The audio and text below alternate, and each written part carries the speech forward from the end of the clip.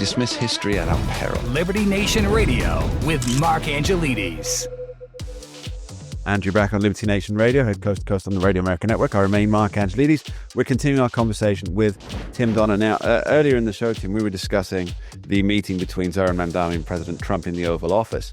And you touched on something that I really wanted to dig into. So let's not let that go. But both of these men, they have a very populist bent about them, don't they? And it's coming from different sides for what they perceive the populace to actually be wanting, and the remedies. Maybe I've got that wrong. Have I got that wrong, Tim? Maybe they both want the same thing. They just have different ways of achieving.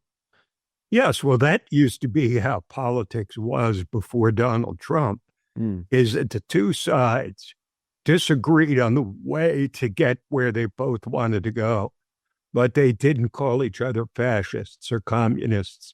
They didn't try to really undermine a presidency with false investigations and charges, which, of course, happened constantly through Donald Trump's first term.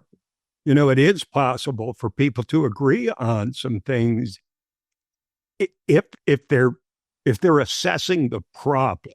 Yes. If they're assessing the problem, they can agree. And that brings to mind a great story that my wife, Lisa, the executive editor of LibertyNation.com, she and I would sit at a public gathering or an airport during the 2016 presidential campaign. And when somebody rebellious that looked like they were a rebel walked by, someone with, say, long hair and unconventional dress would pass by, we'd look at each other and go, what do you think? Trump or Bernie? Trump or Bernie?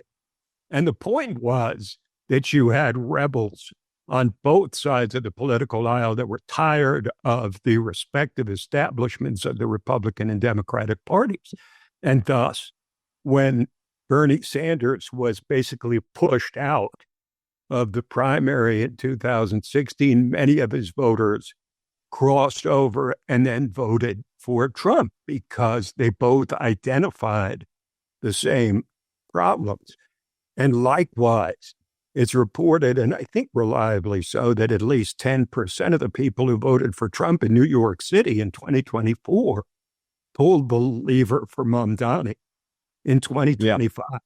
And that's the nature of populism, is that it's not a fixed ideological belief system.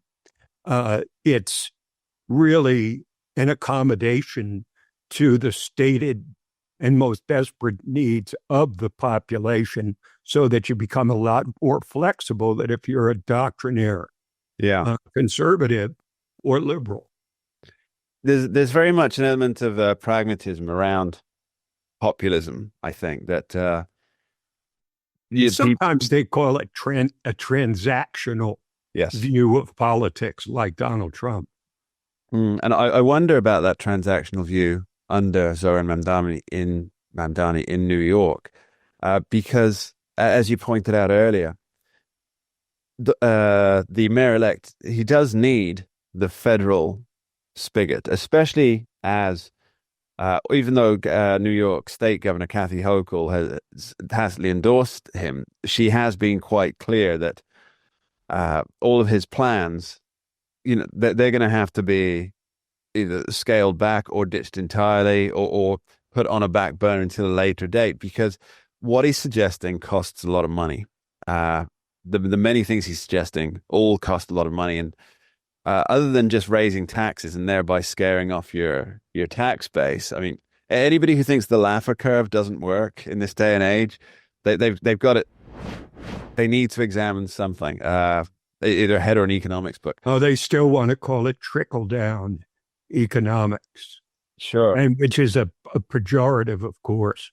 But the Laffer curve is, to me, almost indisputably correct in terms of where government revenues cross with, debt versus growth. Yeah, you got to get the sweet spot, right? I mean it's actually making. I follow a lot of the conservative right YouTubers and Twitter Xers. I don't know what you call that, posting their exhibits, maybe. And the Laffer curve is getting a resurgence among the people much younger than me. So people who maybe weren't even alive in 1984 when he came out. It was even earlier than that, probably 81, 82. Yeah. People who weren't even alive then. And they're talking about it, saying they've got to understand the Laffer curve. And I love seeing its resurgence. I completely forgotten what my point was here, Tim. But you made another really alternative interesting point.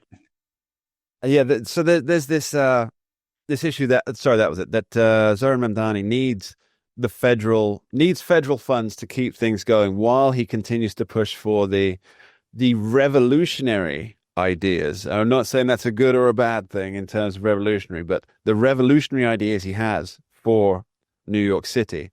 He needs that money to continue, and he needs not to be in contention where the money might get held up in at the whim of the president or by an executive order that then has to get chased through courts, because he's on a finite timeline to be successful. Whereas Donald Trump's timeline in terms of political power and wielding the sort of the sort of federal funding, that's got a finite timeline too. But that's because he's term limited. He's done January 20th, 2029. Donald Trump's done.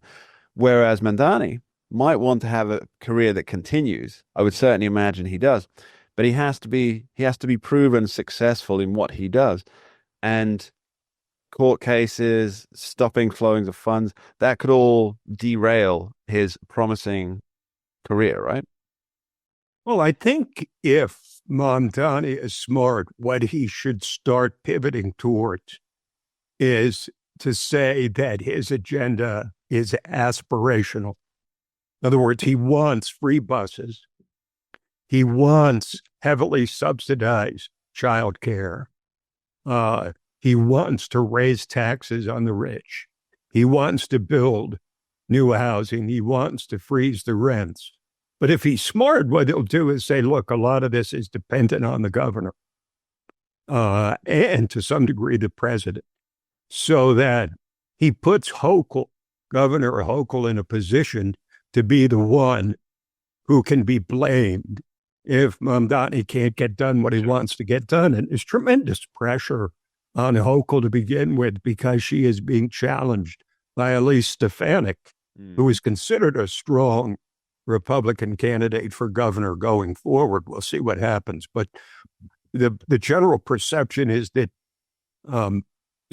Stefanik is a strong candidate and that Hochul is not. Of course, she only became governor when Andrew Cuomo was forced to resign. Then she was able to barely win re-election against another impressive candidate, Lee Zeldin, back 3.5 years ago. So I think Mamdani would be smart to say, look, I can't do this all by myself. I need the governor and I need the president to be supporting my agenda in one way or another. And that way he takes some of the heat off himself, some that he's already feeling. I mean, the World Socialist website was apoplectic about his meeting with Donald Trump. It said it was a grotesque spectacle to have Mamdani, a DSA, Democratic Socialists of America member, meeting with the fascist Trump. And the fascist was not in quotes. So, I think Trump, in addition to everything else, managed to drive a wedge between Mamdani and his most extreme beliefs. We're going to discuss what power these words have in the current age, because my suspicion, Tim, is that they're losing whatever power they once had. And we'll be back after this short break. Don't go anywhere. We dismiss history at our peril. Liberty Nation Radio with Mark Angelides.